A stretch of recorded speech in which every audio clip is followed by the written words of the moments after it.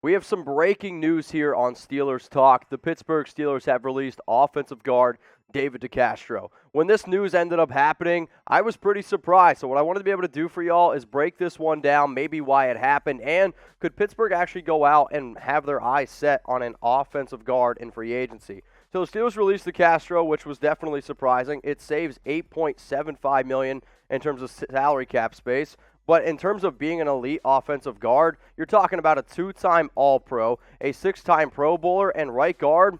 It's now a huge, huge hole for this Pittsburgh Steelers roster. If I'm Ben Roethlisberger, I'm coming off the year that I just had. The entire offense is coming off the year that they just had. There's no doubt that the defense is going to hold up their end of the bargain. But the offensive line now is a major question mark. Your quarterback is a major question mark. Your running game is a major question mark. So for this Steelers team to make some of these moves here, I am pretty interested to see what they are planning to end up doing. So here's a quote from Kevin Colbert on DeCastro. David was without a doubt one of the premier offensive linemen during his time with us. He helped us win a lot of football games, but it was David's consistency, reliability, and professionalism that stood out more than anything else. We wish him the best moving forward in his career.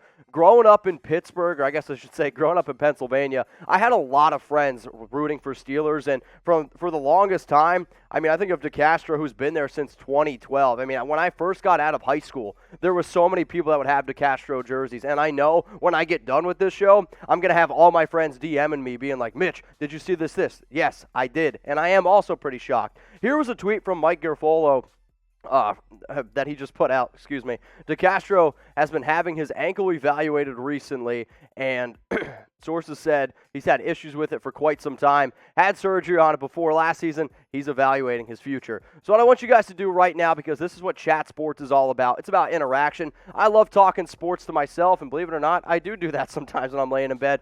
But Chat Sports is predicated on the interaction. So every single person that comes across this video, whether you're a Steelers fan, whether you just love the NFL, I want you to go down in the comment section and give me your one-word reaction to this news. Mine, I know I've said it probably 3 or 4 times. It's actually surprising. So as it stands right now, here is the Steelers' offensive line depth chart. And considering the fact that there's a lot of faces here that some people might not know who they are, so you got former Bears offensive lineman Rashawn Coward as the new right guard. He's not really all that good. B.J. Finney has played some offensive guard in the past along with center.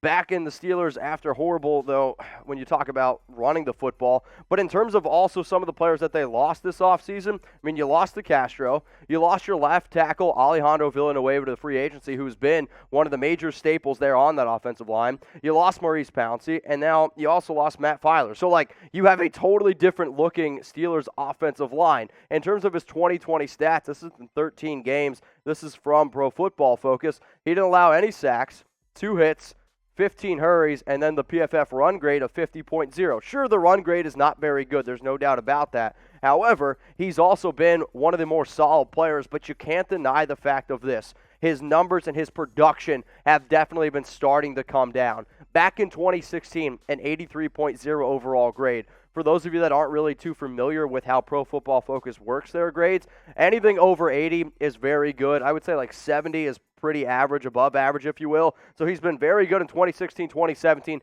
If you're in the 90s, that's elite. That's top 5 at your position. 74.8 overall back in 2018. This is where you start to see the decline a little bit. 2019, 71.1 overall, and then 2020, 64.1. Now, if you're sick and tired of listening to sick old Mitch here, hey, I apologize, but our job here at Chat Sports is to keep you guys up to date on everything going on. If you're sick and tired of missing out on the latest news and rumors around your favorite team, then what I want you to do is go ahead and hit that big red button that says subscribe. We've launched multiple channels at Chat Sports.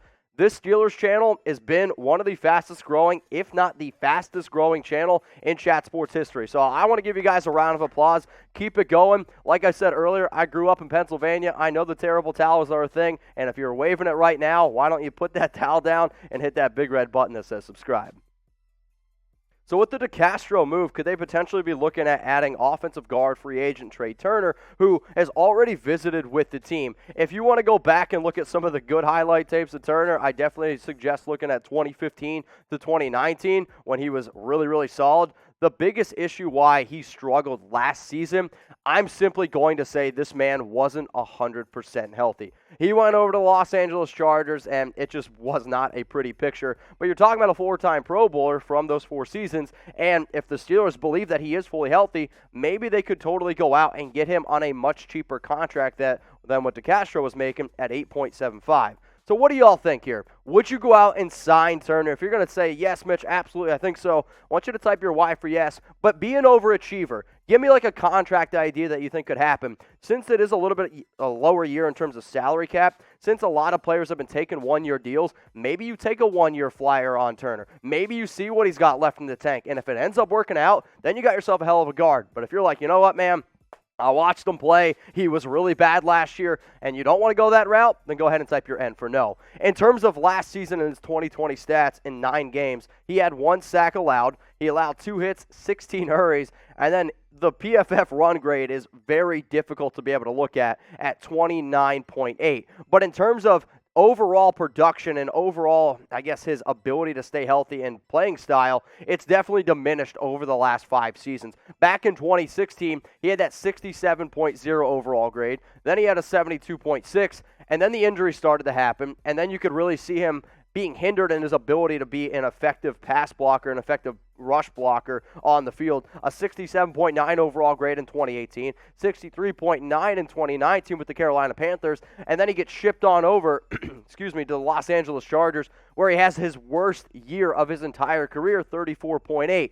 I don't believe that he is even anywhere close to 34.8. However, he is injured, or at least he was, but if he is healthy, he can still be a reliable offensive guard. So this is what Trai Turner had to say. And, of course, he had this to say, right? I mean, this is the time of the year where everyone's 100% and everyone's in the best shape of their life.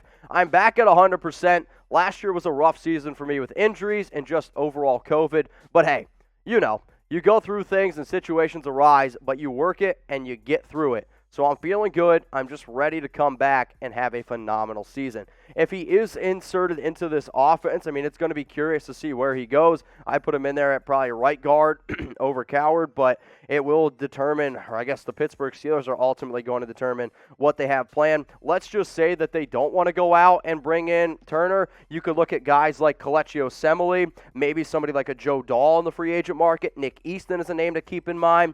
Steven Wisniewski, J.N.R. Sweezy. I mean, all those players are not as good as DeCastro, and they're not as good as Turner, but it could just be other names to keep in mind. So, again, we wanted to be able to give you guys the breaking news here around the Pittsburgh Steelers guard, David DeCastro, as he has been released from the football team. It was a surprising move. It could also just be a move to save a little bit of money, $8.75 million, but the 2-time All-Pro, 6-time Pro Bowler, he is no longer a member of the Steelers.